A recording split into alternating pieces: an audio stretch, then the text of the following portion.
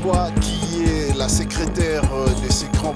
Mobiliser le changement pour le pays est déjà passé, donc nous sommes là pour vous. Grande plateforme RCK n'est pas seulement ici en France.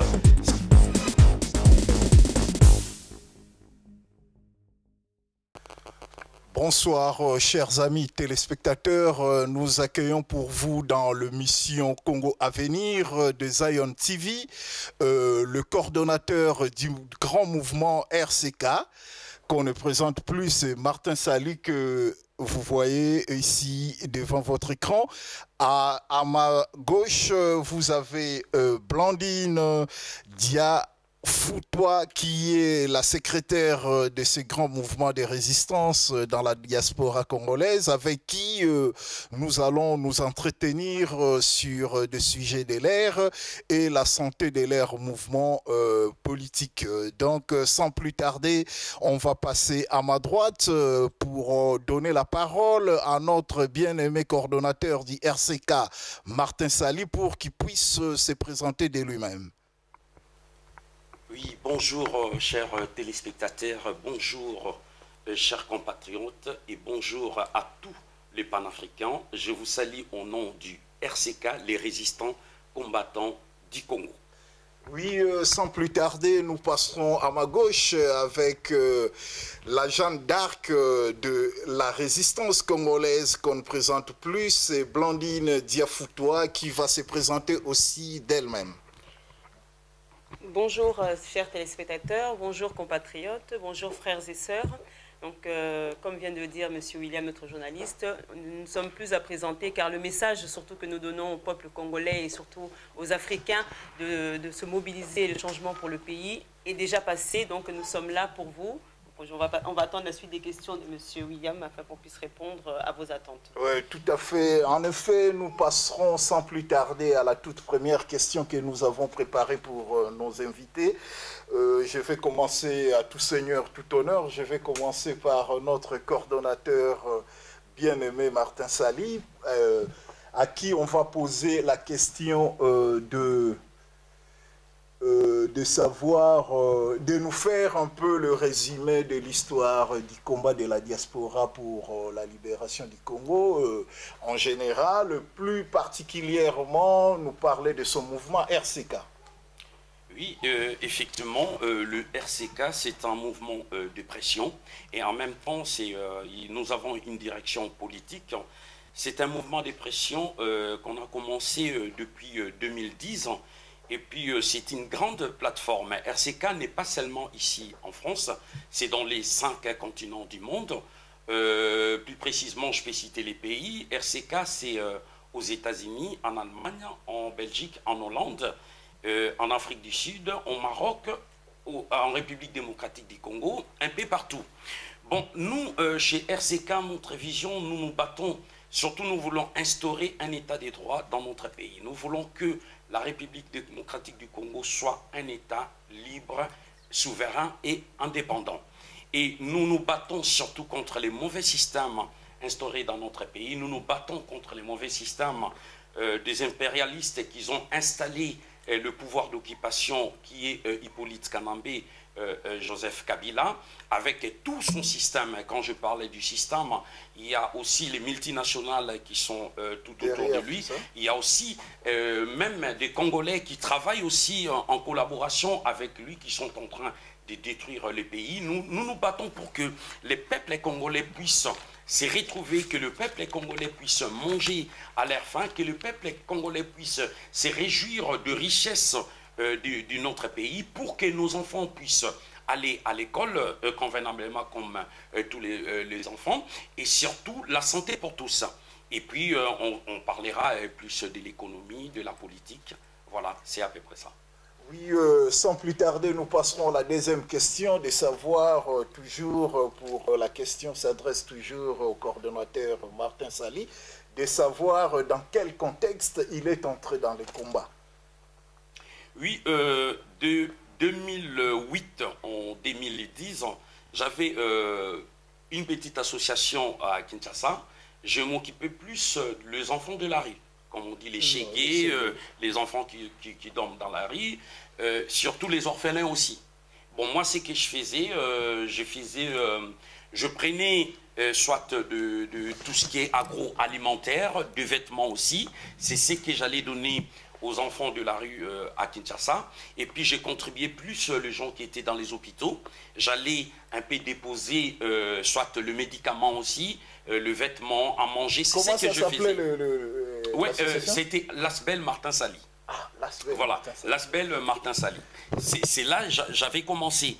Mais et après, quand je vis, il y avait trop des injustices au niveau du pays. C'est à partir de 90 que je me suis engagé dans les combats. Donc, dans les vrais combats, c'est en 2010 que j'ai commencé.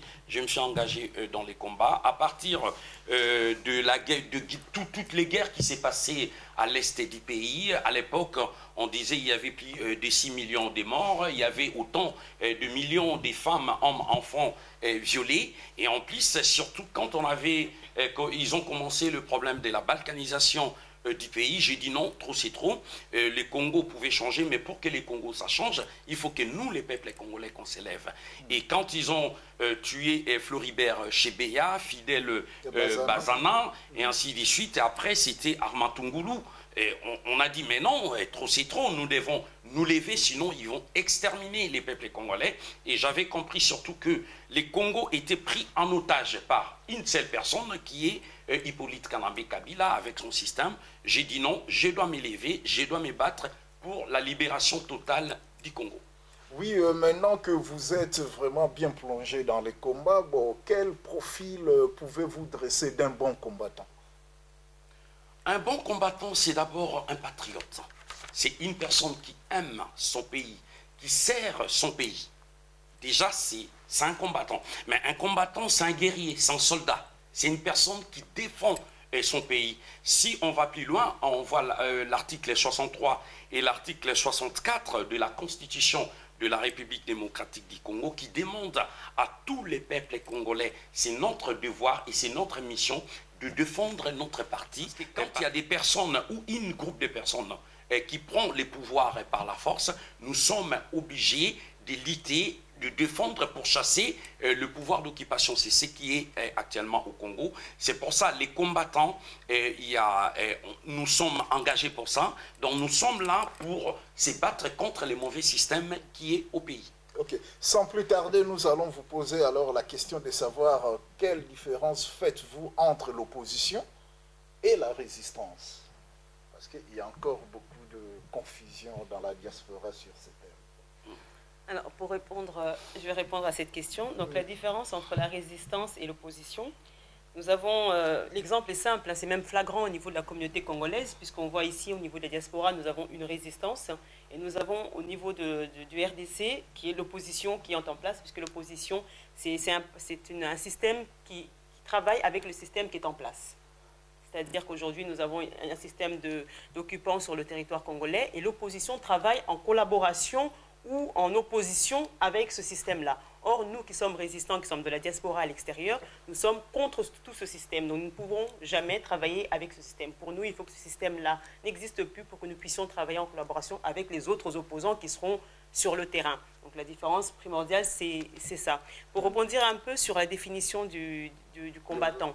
Donc, effectivement, un bon combattant, surtout en parlant en termes congolais, ne parlons pas en termes de définition sur le dictionnaire, en termes congolais, un bon combattant, c'est quelqu'un qui est déjà engagé, qui est déterminé, qui a une foi aveugle dans la libération du Congo et dans l'amour du peuple congolais. Ça, c'est un vrai combattant. Ouais, d'accord. Ok, sans plus tarder, nous passerons à la seconde question. Bon, pour revenir un peu sur Martin Sali, on va lui demander quel état de santé fait-il aujourd'hui de la résistance? Parce qu'on voit, il y a quand même des luttes, ça a commencé depuis longtemps, et puis aujourd'hui, quel est l'état? Oui, bon, pour moi, je vais dire l'état de santé de la résistance. La résistance se porte bien. Vous savez, le monde évolue. Quand on a commencé les combats, il faut savoir pourquoi on est combattant, on se bat contre qui, et on se bat pourquoi. Tout à fait. Bon, avant, on était là en train de crier, mais vous savez, toutes les revendications qu'on fait, on a multiplié au contraire nos activités.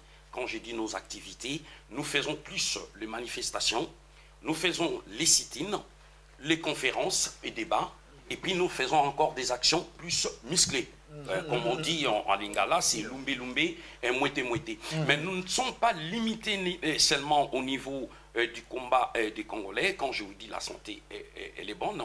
Donc nous travaillons au niveau panafricain. Donc on travaille ensemble avec d'autres mouvements ou associations africaines. Donc on se bat pour que l'Afrique puisse retrouver sa souveraineté. Mais au niveau du Congo, là, le combat se porte bien, malgré ce qu'on peut dire, ah oui, vous savez, les combats, non. Nous, on est là, on est déterminés, on continue notre combat jusqu'à la libération totale du Congo. Les gens qui pensent qu'on est fatigué ou les combats est affaibli, mais moi je vous dis, c'est le contraire, les combats est toujours dans les sommets parce que la pression continue. Il n'y a pas longtemps, Hippolyte Kanambe Kabila était ici à Paris, vous avez vu le résultat, comment il avait fui, parce qu'il ne pouvait pas. Comment se fait-il, Hippolyte Kanambe, à son retour au pays, il avait convoqué l'ensemble des ambassadeurs européens, c'est parce qu'il avait eu la pression. Cela veut dire, avant, il ne parlait pas. Avant, il ne convoquait pas les ambassadeurs pour dire, tiens, il n'est pas tranquille en Europe. C'est maintenant qu'il est en train de faire. Donc, nous, on a changé aussi des stratégies. On ne peut pas tout étaler devant la presse pour dire, on fait ça, on fait ça. On continue la pression. Notre mission, c'est dégager Kabila avec tout son système. C'est ça notre but, notre objectif, libérer le Congo. Donc la résistance, les combats se portent bien. Bien, ouais. Ok, merci beaucoup. On vous remercie pour tout ce que vous faites dans les combats. Entre-temps, on va passer à ma gauche, chez votre secrétaire Blandine Diafoutois. Pas ma secrétaire, c'est la secrétaire. C'est votre secrétaire. Non, c'est la secrétaire générale. Non. Quand on dit votre secrétaire, ça veut dire que c'est le secrétaire du mouvement. C'est pas personnellement pour vous. Okay. Hein. Donc, on est bien d'accord avec ça. Bien sûr. Donc, je vais maintenant revenir sur elle pour la poser la question parce que les combats ont beaucoup évolué. Il y a eu beaucoup de victoires que vous avez gagnées, mais on constate quand même que les femmes qui représentent la majorité de la population congolaise, qui est un peu hors tout ça, bon, vous êtes l'une des rares femmes qui a toujours été aux côtés des grands combattants comme Martin Sali. Bon, que dites-vous maintenant aux femmes qui sont encore en dehors du combat? Alors, pour répondre à votre question, mais déjà, le combat se porte bien, comme vient de le dire Martin Sali, la résistance se porte bien. La résistance a mué. C'est-à-dire qu'on est passé, si on a commencé la résistance en hiver, maintenant on est passé au printemps, il y a eu l'été, on est en automne. Donc la résistance a mué, c'est normal qu'il y ait des changements dans toutes ces périodes-là. Ce que j'appelle aux femmes congolaises en particulier, c'est de se lever. Je ne cesse de le dire, je suis une femme, je ne m'attribue pas le mérite des actions que j'ai pu faire, des choses que j'ai pu faire. Comme je vous ai dit tout à l'heure, j'ai une foi aveugle dans ce combat. Donc pour moi, il n'y a pas de sacrifice plus éternel que de pouvoir faire le bien pour son prochain. C'est la parole que Dieu diffuse, c'est la parole de Dieu, c'est de faire le bien pour son prochain. Et mon prochain à moi direct, sans être nationaliste, sans être raciste, c'est le peuple congolais parce que je suis d'origine congolaise. Donc j'appelle aux mamans, aux femmes qui sont là, qui sont comme moi. Je n'ai pas plus de mérite. Hein. Je suis maman, je suis femme, donc je suis mariée, j'ai des enfants comme vous. Donc on peut toutes faire le même combat. Ce qu'il faudrait au niveau des femmes congolaises, c'est une synergie de toutes ces femmes. Qu'on se rassemble sur un seul but, c'est de sauver les enfants du Congo en tant que maman et de sauver les hommes du Congo en tant que femmes. C'est ça notre cheval de bataille. Donc j'appelle aux femmes congolaises de continuer à se lever. Il y en a beaucoup, peut-être pas toutes qui passent dans les émissions, mais je sais qu'il y en a quand même beaucoup qui travaillent en sous-main ou qui travaillent derrière, pas forcément devant les caméras. Mais je les invite à venir, à se manifester, à continuer le combat et surtout à ne pas se désespérer. Parce que l'avenir du Congo est entre nos mains, les mamans. Nous sommes le berceau de l'humanité. Ça, il faut le savoir et surtout en être convaincu. Merci beaucoup pour votre réponse. J'espère que les téléspectateurs des Zion TV ont suivi avec beaucoup d'intérêt ce que vous venez de dire et tout ce que depuis 2011, la diaspora est encore un peu divisée. D'un côté, nous voyons des braves gens comme vous qui fait beaucoup des actions sur les terrains. Et de l'autre côté, nous voyons encore ceux qui sont un peu dans les combats, comme en dehors du combat, en réclamant la vérité des urnes, qui ne se reconnaissent pas dans votre discours, parce que votre discours dit que le pays est sous occupation. Donc, vous cherchez à comment mettre fin à tout ça. Et puis, d'un autre côté, il y a des gens qui réclament la vérité des urnes, qui s'inscrivent dans la logique du système politique dont vous combattez. Alors, que pourrez-vous dire à ceux qui sont encore dans la vérité des urnes, dans la réclamation des vérités des urnes? Ben oui, ce que je peux dire au peuple congolais, c'est pas que seulement l'UDPS qui réclame la vérité des urnes. Il y a nous aussi. C'est notre combat. Nous réclamons aussi la vérité des urnes. Parce qu'il y a un président qui est élu par le peuple, c'est le président. Excusez-moi, oui, je voulais porter un peu une éclaircie, parce que la résistance, d'après certains de vos amis, ils disent qu'ils ne reconnaissent pas l'organisation politique actuelle au pays. Ils pensent que le pays est sous occupation. Oui. Tout ce qui est en train de se faire dans le pays, ils ne sont pas concernés dedans, parce qu'il y a l'opposition et la résistance. La résistance lutte pour dégager le système et tout ce qu'il y a. Oui. Mais il y a l'opposition qui est là, qui lutte par les moyens dont utilise UDPS. Donc moi, je voulais savoir, faire un peu la part des choses, dans quelle optique vous vous inscrivez par rapport à l'opposition ou à l'occupation. Donc il y a, dans la diaspora, il y a aussi des gens qui sont encore à réclamer la vérité des urnes, donc ils s'inscrivent dans l'axe de l'opposition. Mais il y a d'autres résistants qui ne s'inscrivent pas dans l'optique de l'opposition. Ils sont en train de mener des actions pour dégager tous ces systèmes-là. C'est pourquoi je voulais un peu avoir des précisions sur ça. Oui, tout à l'heure. Est-ce que vous pouvez rebondir dessus, parce que comme c'est moi qui ai fait la réponse sur la différence entre l'opposition et la résistance, je vais juste recadrer un peu, c'est de dire que l'opposition et la résistance ne se confrontent pas. On n'est pas en opposition, justement, ce n'est pas une différence.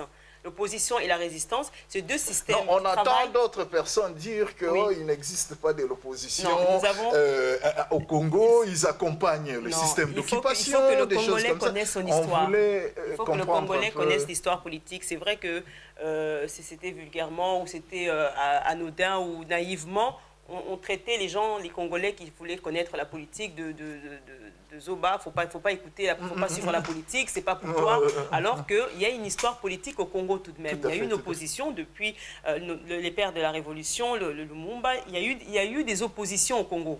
Ce n'est pas aujourd'hui seulement avec Etienne Tshisekedi que nous avons une opposition. Il y a eu une opposition au Congo qui est réelle. Le système opposition et le système résistance, c'est deux systèmes qui travaillent en collaboration.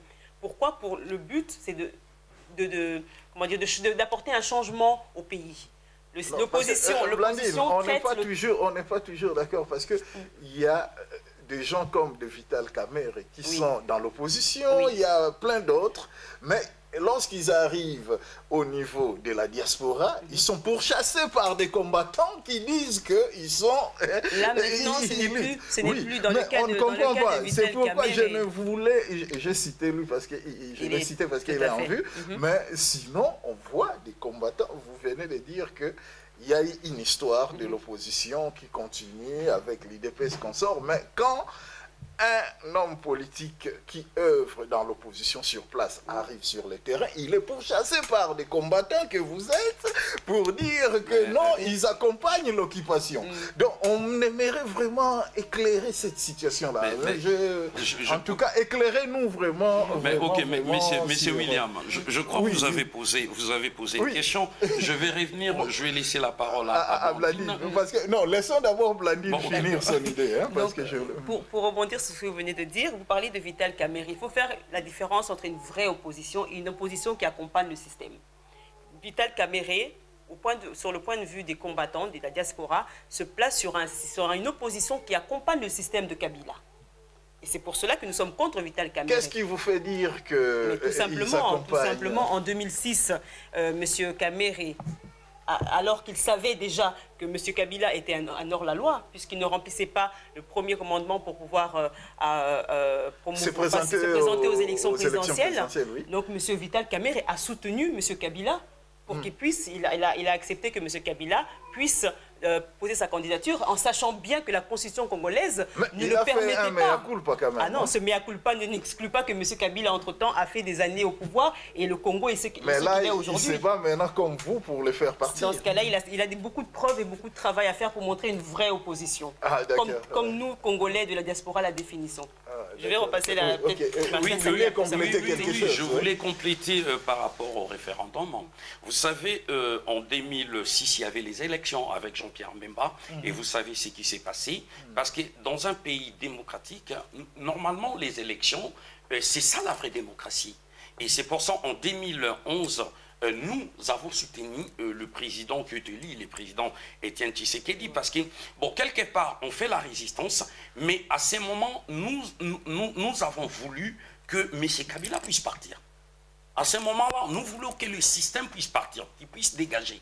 Mais comme ils ont triqué les élections, il est toujours là.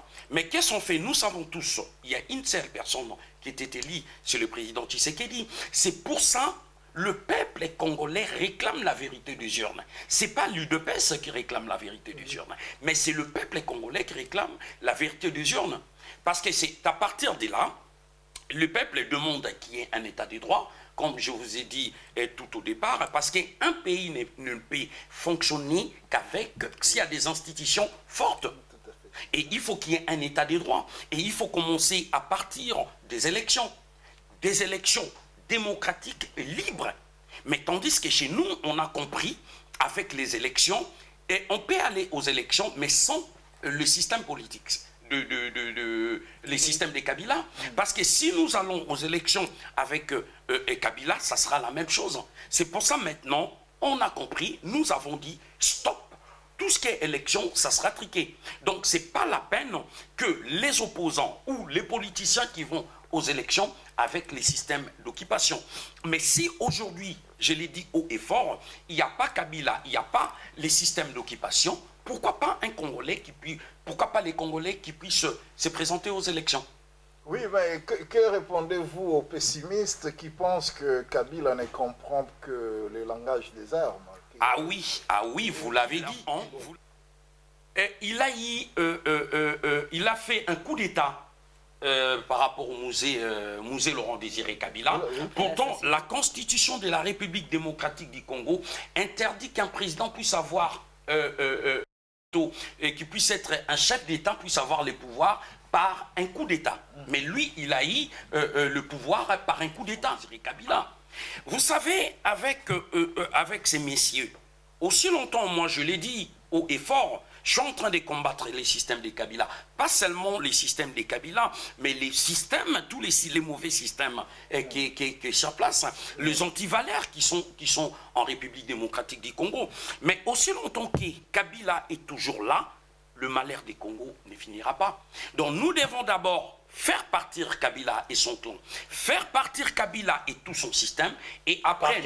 Par quel moyen? Oui, c'est pour ça que j'ai dit. C'est pour ça que c'est le discours que tout le monde... Bon, par quel moyen? Le seul moyen, c'est les soulèvements populaires. Ah, d'accord. Il n'y a que le soulèvement populaire. Pensez-vous que le peuple congolais mûr en ce moment mais vous savez, les soulèvements populaires, c'est une révolution. Oui. C'est avec une révolution, quand il y a une révolution, il y a un changement. Et aujourd'hui, les peuples congolais sont conscientisés, les peuples congolais sont mûrs, mais sauf, bon, je ne peux pas dire que c'est le peuple peureux. Oui. Je sais quelque part, il faut, c'est vraiment un travail à longue haleine, mais espérons que... Oui, mais Martin Sali, oui. C'est que je voulais vous dire, parce que nous avons des grands leaders d'opinion dans le pays, comme les musiciens, qui devaient normalement relayer votre discours sur place, mais ils ne relayent pas. Bon, alors, donc on peut dire que votre lutte prendra encore beaucoup de temps, parce que l'essentiel de la masse, parce qu'on n'a pas l'Internet au pays, et puis il y a c'est vraiment, les gens sur le terrain ne connaissent pas toutes les grandes actions que vous menez sur place ici. Ici, vous êtes très populaire. Des madames comme Blandine, c'est des gens que j'ai découverts dans les combats et vous aussi. Mais on peut passer un micro-baladeur aujourd'hui à Kinshasa, demander c'est qui Madame Blandine, c'est qui Cordon Sali. Ça sera un peu difficile que les gens vous reconnaissent à Kinshasa. Comment comptez-vous résoudre cette énigme-là? Oui, mais moi je sais que je peux vous dire, monsieur le journaliste, monsieur William, détrompez-vous. Les peuples congolais ne sont pas dupes. Les peuples congolais voient, les peuples congolais suivent. Mais le problème, c'est quoi? C'est au niveau de la communication. Les gouvernements usurpateurs qui sont sur place, ils essayent de nous barrer des routes. Ils ne passent pas nos messages. Mais je sais, la population congolaise, c'est une population qui sont pauvres. Mais n'oublie pas, mais il y a quand même des étudiants, il y a des gens qui n'ont pas assez de moyens, mais la majorité des gens, ils ont accès à l'Internet.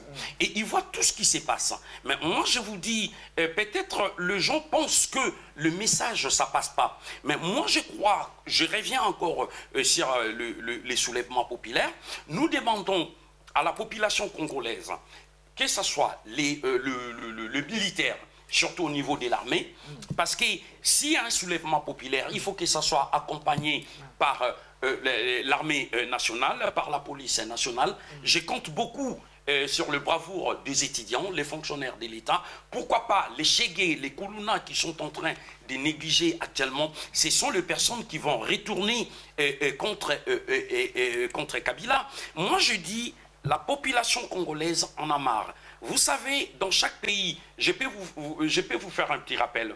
En 1959, avant l'indépendance, les peuples congolais, c'était juste après le match, ils ont dit, nous voulons notre indépendance. Mais en 1959, les peuples se sont soulevés, ils sont sortis et s'emmener à la table ronde. Et après, on avait une autre indépendance en 1960. Et aujourd'hui, le peuple congolais est mature. Moi, je vous dis, on ne peut pas dire, tiens, les peuples congolais ne connaissent pas.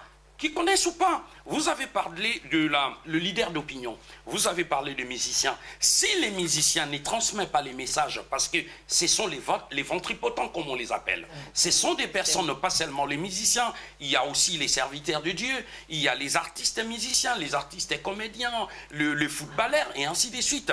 Tous ces gens, ils pensent à leur ventre, parce qu'ils sont en train de construire, pour chanter pour le gouvernement qui sont en place, on leur paye l'argent. Mais nous voulons que le peuple congolais comprenne. Nous nous battons pour la majorité, la totalité de la population congolaise et non pour une personne.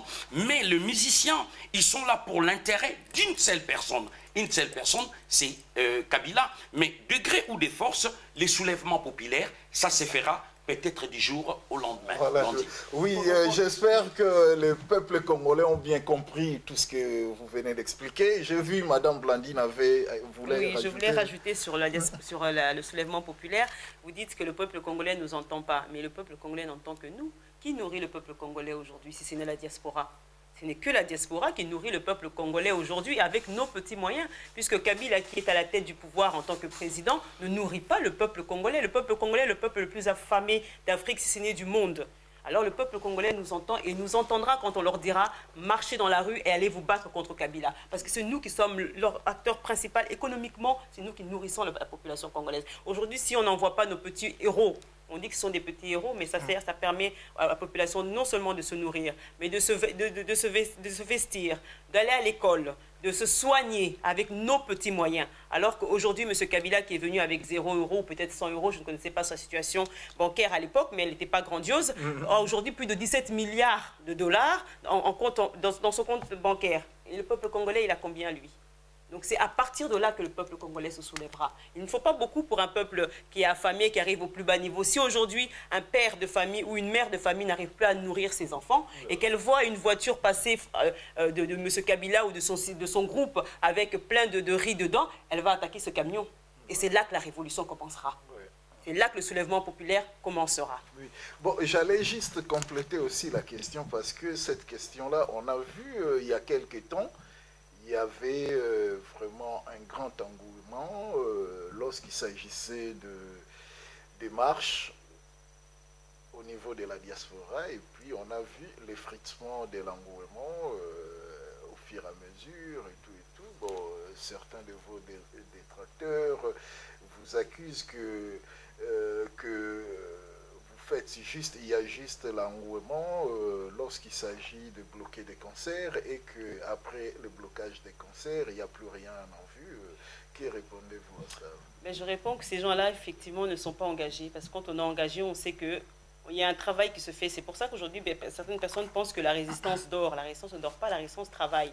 On est passé à un autre système. On a effectivement commencé par faire des lumbé-lumbé, faire taper fort sur la table, comme on dit, pour que par la suite, il y ait des actions plus administratives. Je vais vous donner un exemple simple, justement, en parlant de lumbé-lumbé. Le 21 décembre, il y a eu une marche qui a réuni plus de 13 000 Congolais. Ah, où c'est? À Paris, ici même, le 21 décembre, lors de du concert, l'annulation du concert de JB Piana, qui a voulu faire son concert au Zénith, comment dire, en collaboration avec cette marche qui a été organisée par la diaspora congolaise, par les combattants congolais. Il y a eu des actions en justice qui ont permis qu'il y ait eu des arrêtés préfectoraux qui interdisent ce concert, et pas seulement ce concert, tous les concerts congolais qui nuiront à la bonne mœurs des Français ici, ou des Européens, ou dans d'autres pays du monde. Donc c'est pour vous dire qu'il y a un travail de fond qui est fait avant que vous voyez juste la partie de l'iceberg qui s'appelle le lumbé-lumbé. Il y a un vrai travail de fond qui se fait en coulisses. Et aujourd'hui, on a même des portes qui sont ouvertes dans certaines institutions parce qu'effectivement, on fait du travail sérieux pour le Congo. Oui, j'espère que nos chers spectateurs ont bien compris tout ce que vous venez de dire.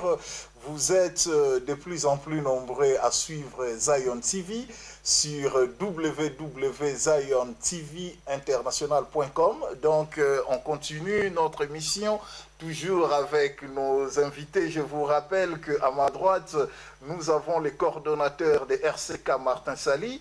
Et à ma gauche, nous avons Madame Blandine Diafou-Toi, qu'on ne présente plus, qui est la secrétaire de ce mouvement RCK, que comme vous connaissez, c'est un mouvement international qui est implanté un peu presque partout dans le monde.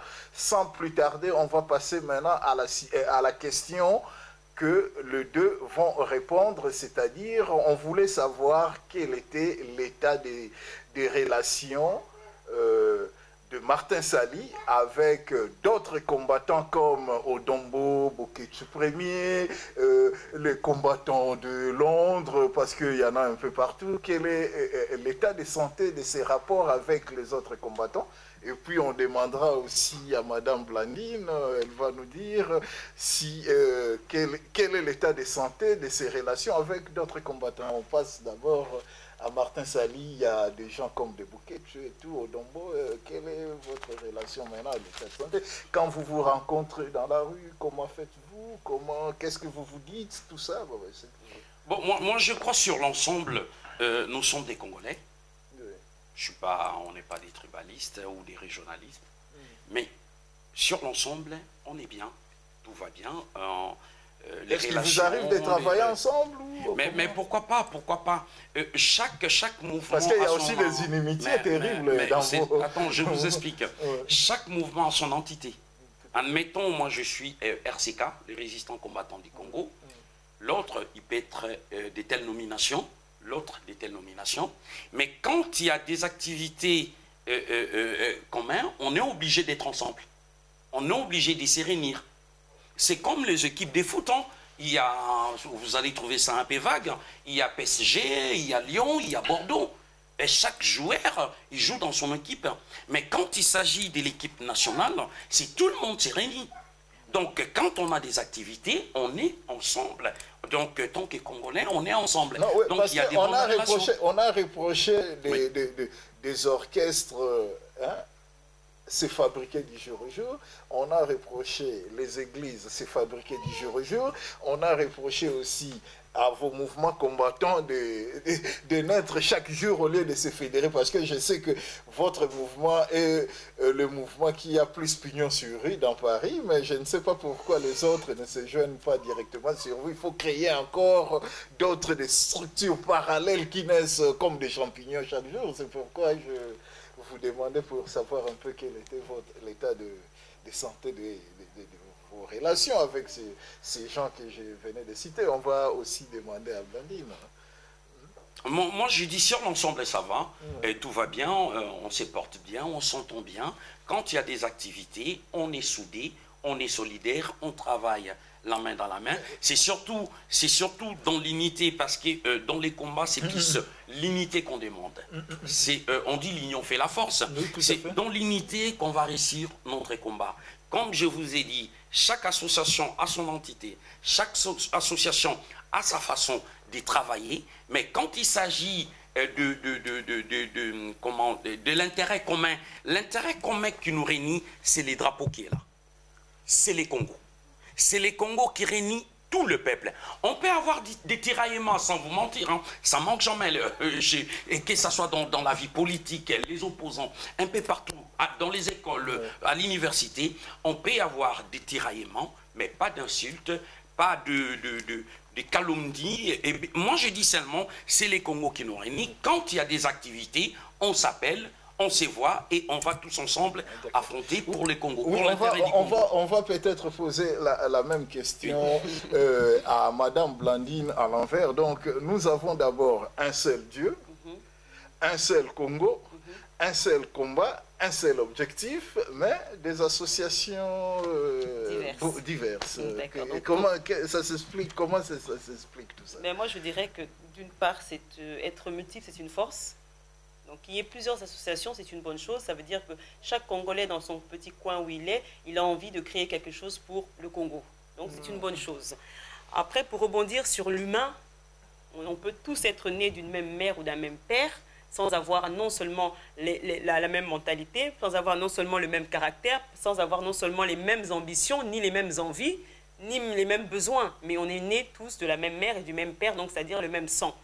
Donc, c'est tout à fait normal qu'il puisse y avoir des personnes des tiraillements, ou qu'il puisse y avoir des personnes qui ne s'entendent pas avec les autres. Mais pour ce combat, moi je dis une seule chose, on n'est pas là pour s'aimer. On est là pour aimer le Congo et pour aimer le Congolais. À partir du moment où on aime le Congo et on aime le Congolais, tiraillement ou pas tiraillement, on se comprendra tous puisqu'on ira tous au Congo. Donc, il n'y a pas d'ambiguïté, nous sommes des humains, aucun humain. Mettez deux personnes dans une même salle, vous les laissez toute la journée, ils se disputeront. C'est comme ça, c'est humain. D'accord, d'accord. Voilà. Ok, très bien. Les spectateurs ont bien compris ce que vous venez de dire, parce qu'il ne nous reste pas beaucoup de temps. Vous allez balayer un peu les quelques questions qui nous restent un peu plus rapidement, très vite. Bon, je vais revenir chez le coordonnateur Martin Salide et le demander de savoir... comment ça se passe? Est-ce qu'il a des informations sur les 20 combattants qu'on a arrêtés en Afrique du Sud, ou ils sont abandonnés à leur triste sort, ou comment ça se passe? Vous, que pouvez-vous nous dire sur cette situation, si vous connaissez? Ben oui, je connais la situation. Au niveau de l'Afrique du Sud, les 20 combattants, ils sont d'abord arrêtés abusivement, arbitrairement, parce que c'est des innocents, ils n'ont rien fait du tout. Il ne faut pas oublier, les gouvernements sud-africains sont en plus en étroite collaboration avec les gouvernements de Kinshasa, de Kabila. Et vous savez, Zuma, il est plus des côtés des Kabila. Et quand il voit toutes les activités que font les combattants en Afrique du Sud, ils sont contre. C'est pour ça ils sont partis les arrêter, comme j'ai dit, abusivement. Ils disent oui, ils détenaient des armes, ils voulaient monter des milices, ils voulaient faire... C'est des accusations mensongères. Et aujourd'hui, nous sommes en contact avec le responsable de combattants qui sont en Afrique du Sud, et il y a eu des cotisations qui se sont faites au niveau de la diaspora, un peu partout. Les gens, ils ont envoyé l'argent pour payer l'avocat, pour leur libération. Et nous tous, au niveau de notre plateforme RCK, nous avons sorti aussi, nous avons contribué, nous avons donné aussi notre part. Et je crois il y a des personnes qui ont plus ces responsabilités ici en France, qui s'occupent de ça. Donc voilà. Donc, mais on est toujours, on est bien informé, mais nous espérons peut-être dissiper, ils seront libres, parce qu'ils n'ont rien à se reprocher. Ok, d'accord, merci. Les téléspectateurs ont bien compris ce que vous venez de dire. On va passer à Madame Blandine pour poser la question de savoir Parce que l'actualité congolaise ces jours est dominée par la question de la révision constitutionnelle pour voir un peu quel est l'état d'esprit chez RCK, comment ça se passe, comment vous accueillez-vous cette nouvelle? Nous, nous sommes contre la révision constitutionnelle. On s'est levé déjà il y a un an pour dire qu'on était contre la révision. À l'époque, ça ne s'appelait pas la révision constitutionnelle, elle s'appelait la révision de le changement de la Constitution. Oui. Donc aujourd'hui, les mots ont changé, mais le but est le même, c'est de changer l'article 220 qui va permettre à M. Kabila de briguer un troisième mandat. Or, c'est non pas seulement ce que nous voulons, nous, la diaspora, mais le Congolais en général ne veut pas que Kabila puisse briguer un troisième mandat, puisque avec 2 mandats, il a affamé le Congo, il a appauvri le Congo, il a tué les Congolais, plus de 12 millions de morts aujourd'hui, plus de 3 millions de femmes violées, et avec ça, vous voulez encore qu'il reste 3 ans, donc nous ne voulons pas de cette révision constitutionnelle. Et aujourd'hui, nous le voyons au niveau même de Kinshasa, beaucoup d'opposants, d'ailleurs des vrais opposants, qui se lèvent et qui disent non à la révision constitutionnelle. Donc nous sommes bien d'accord pour dire que cette révision constitutionnelle est une erreur et encore un jeu politique ou stratégique de M. Kabila pour se maintenir au pouvoir. Donc pour faire court là-dessus, vous savez qu'il y a un article primordial qui est l'article 220 qui permet donc le changement de la prolongation du mandat. Et il y a aussi également... Tardez, nous allons maintenant demander au coordonnateur Martin Sali de savoir quel message lance-t-il à ceux qui n'ont pas encore compris votre combat? Ce que je peux dire, peuple congolais, actuellement, le Congo est malade. Le Congo souffre. Le Congo a besoin de nous. Vous savez, actuellement, il y a un plan machiavélique qui se prépare, c'est la balkanisation du Congo. Ça remonte depuis 1885, pendant les conférences de Berlin. Ouais. Et vous avez vu, et ce que je peux souligner au peuple congolais qui ne savent pas, en 1885, pendant la conférence de Berlin, quand il y a eu partage, l'État congolais, donc c'était le royaume Congo, c'était un seul royaume. Donc après, ils ont partagé le Congo-Léopoldville, ils ont donné aux Belges, et Congo-Brazzaville, ils ont donné aux Français, et l'Angola aux Portugais. Mais en 1885, la République rwandaise n'était pas reconnue officiellement. Et la République rwandaise est reconnue seulement en 1889. Et aujourd'hui, tous ces petits pays-là, aujourd'hui, ils viennent dire, tiens, ils réclament une partie, ils veulent faire la révision, comment dirais-je, des frontières. Ils disent, tiens, telle partie les appartient. Mais comment s'est fait-il en 1885 les Rwandais n'existaient pas. Et aujourd'hui, nous, peuple congolais, nous devons nous battre. Pourquoi ces gens-là, ils cherchent la balkanisation? C'est que nous devons faire très attention. Vous savez, quand il y a la balkanisation, il y aura toujours la guerre. Et quand il y a la guerre, il y aura des exils, les gens, des morts, il y a beaucoup de choses. Et le peuple, ils sont obligés de quitter les territoires, et les occupants, quand ils viennent dans les territoires, c'est eux qui vont occuper cet endroit. Et après quelques temps, ils vont dire, tiens, c'est leur territoire. Moi, je dis au peuple congolais, c'est nous, notre territoire, ça nous appartient. C'est à nous, le peuple congolais, de dire non. Les coltons qui est à l'est du Kivu, ça appartient aux Congolais. Actuellement, il y a les pétroles, il y a l'or aussi qu'ils ont trouvé, il y a les gaz, il y a les gaz méthane. Comment se fait-il que, mais dans les lacs Kivu ou le parc des Virunga, les Rwandais, l'Ouganda, les Burundi, ils sont en train de tout faire pour prendre cette portion des terres. Mais moi je dis, c'est par la complicité de qui? De Kabila. Parce qu'il y a Kabila, Museveni et Kagame. Les trois, ils sont en train, comme ils ont vu que M. Pito Hippolyte et Kanambe Kabila, il est arrivé à la fin de son mandat. Là, ils savent bien, ils vont partir. Là, maintenant, ils sont en train de lui demander des comptes. Il est dit, mais tiens, tu étais là, nous, on t'avait soutenu. Mais avant ton départ, il faut que tu nous donnes ce qu'on t'avait demandé. Mais nous, on dit, stop, vous n'aurez rien. Kabila, tu partiras sans une portion de terre qui ira à Kigali, au Rwanda, à Burundi ou, je ne sais pas, à Bujumbura.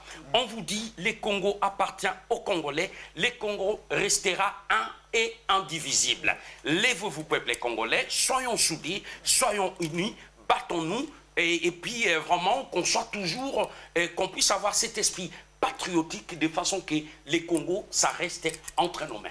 Oui, parfaitement, on a compris votre message, nos amis spectateurs aussi. Donc, nous sommes vraiment presque arrivés à la fin de notre émission. On va juste clôturer par la triste nouvelle qui vient de frapper la communauté congolaise. Vous savez, bon, on est avec des combattants, mais on sait que les combattants, ce sont des gens comme tout le monde. Hein? Ils écoutent aussi la musique. On dit que notre frère Babiandonga est mort. On va quand même parler, demander un peu au coordonnateur et puis à Madame Blandine de savoir quel hommage ils font pour cet artiste musicien, parce qu'on dit que si quelqu'un meurt, on ne peut plus dire du mal de lui. On va commencer par les coordonnateurs. Notre frère vient de nous quitter. Et puis, voilà. D'abord, c'est un Congolais. Oui. C'est triste de perdre un artiste, un musicien, malgré des divergences, mais à ne pas oublier, les artistes et musiciens, ce ne sont pas les ennemis des combattants. Nous sommes des frères, on est des frères, nous avons perdu un frère qui est Babia Chora Ndonga Chokoro Ndongo, donc c'est un frère pour nous et c'est triste, et puis nous souhaitons vraiment nos vives condoléances à sa famille. Bon, il est mort en Angola parce qu'il est allé, le pays ne marchait pas bien, il est allé chercher la vie en Angola, il est mort un peu ailleurs. Hein. Oui, mais moi je rends juste hommage à sa famille et puis mes sincères condoléances à toute sa famille. Je sympathie les douleurs de sa famille et puis voilà, donc que son âme repose en paix. Oui, Madame Blandine, bon, vous êtes d'accord avec ce que le cordon vient de dire? Oui, tout à fait, je suis d'accord avec lui. Je présente également mes sincères condoléances à toute sa famille. Et puis, effectivement, juste une petite tirade peut-être. Vous dites que le Babia, notre frère, est parti en Angola pour chercher une vie meilleure qu'au Congo. Donc, il faudrait que les musiciens, justement, pour lesquels nous nous sommes levés un jour, sans citer de nom, ils se reconnaîtront. Sache qu'effectivement, le pouvoir qu'eux soutiennent a permis que notre frère Babia puisse mourir aujourd'hui dans ces conditions-là, puisque la mort nous appartient à tous, hein. On mourra tous un jour, mais dans ces conditions-là, notre frère Babia est mort parce que vous soutenez un système qui tue le peuple congolais. Oui, tout à fait, j'espère que les téléspectateurs ont bien compris, donc on va juste vous prendre votre tout dernier mot, de savoir si vous avez quelque chose dans le cœur qu'on ne vous a pas demandé, que vous pouvez dire, sinon nous allons clôturer notre émission et puis dans l'espoir de vous revoir sur ces plateaux dans les tout prochains jours. Moi, ce que je voulais rajouter, c'est sur la balkanisation, effectivement, je ne sais pas si, pour finir, je peux parler en lingala, parce que je parle français, mais j'aime ma langue, donc j'aime mon pays, donc na lingala na loba boy bandeko. Mboka na biso, ezane to telemi likolo ya mabele, na se ya mabele na yo or eza na se, pétrole, richesse eza na se. Mais yo lobi na kene na katanga mbona kene pa voisin na kotala soki voisin na nzete na ye na ozwa or. Or yo moko oza na se mabele. L'air au déplacer kaka seconde mukie mupaya ya niati mabele wana ekomi ya ye. Alors le peuple congolais pas yo telemi na kati ya mboka na yo ko déplacer lisusu te. Bima mboka no te po ke rotala ailleurs si tout va bien. Biso moko toza a na diaspora, ça ne va pas. Bon, mon abiso parce qu'on est en bonne santé, parce qu'on mange bien, non. On est là parce qu'il y a un système ici en Europe qui fait que mutupa kwa kolia c'est très difficile. Mutupa kwa investir c'est très difficile. Mutupa kwa se soigner c'est très difficile. Mais toza ate parce que bo mengoza awate. Pona ngai bo mengoza na mboka na biso. Donc to bo bouger te pas bozali pour richesse zande na se amabele na biso. Ce qui bino bo déplacer banguna bakoti bazwi nyoso donc boke bamboka na biso ezokende pas petit à petit mais ceux qui biso congolais to telemi biso na o toza awa na diaspora na bino kuna bozana kati ya mboka elongo nde to kolonga donc yanka na bika na ba mama longonya na bino ba mama biso nde to tongaka mboka boko ça les on dit oh, les mamans ne construisent pas, c'est faux. Ba mama to tongaka mboka à partir du moment où to botaka bana souffle de vie autopesa na kati ya bana, c'est déjà tout ça le monde, c'est ça l'humanité. Donc bandeko nanga ba mama botele mapai bozali lelo kolinga te mwana na yo akufa nzala yo zotala na misu mama na ngai okotika ya kufa parce que Kabila zana na pouvoir azolia biloko nyonso tout non okolinga Kabila wana pesa biloko wana mwana no pofa tonda kwa lia kwa kola alors totele mabandeko message à suka yango na pesi na peuple congolais ndenge boye na banje zambala ya suka te boya lisusu merci na coordonnateur ndenge boye qui en tout cas to sepeli mingi ba téléspectateurs pe ba sepeli merci infiniment mon frère na banji ba ndeko balandi bolandi coordonnateur na biso Martin Sali bolandi pe mama Blandine message na ye tolingi ebota mbuma ekende likolo ya mabanga te ekende likolo ya mabele ebota mbuma tomona na mikolo koya changement oyo toza koluka mboka na biso ebonga donc ezali komba na bango moko te bango baza ba représenter ba komba ya komba mais komba oyo ya état de droit ezali ya biso nyonso yango wana bomoni batiki ba misala na bango ebele bazalaki nango baye abaye osakana te bozwa mayele présence na bango liboso ya caméra na biso na studio était ya bino bomona ke bana bazali ya mike toza baza mama Blandine aza na mwana muke mais aye quand même ko répondre na ba question na biso bino bolo bateke o toza na bana ya moto yaki te oto yaki marche na te po batikela kinga mwana bomoni mama Blandine en tout cas ekozala sengo ya trop soki tomoni vraiment que na mikolo koya botelemi vraiment nde ezalaki wana liloba na biso ya suka mais za pe mbala ya suka te coordonnateur Sali aya to bokomona ngai na mama Blandine to coordonnateur Sali ye moko koya donc eza pona tikino mboka ekosikolama donc to suki wana pona lelo botikala na kime na nkolo et pas yo bino bozwami na mabota na bino merci merci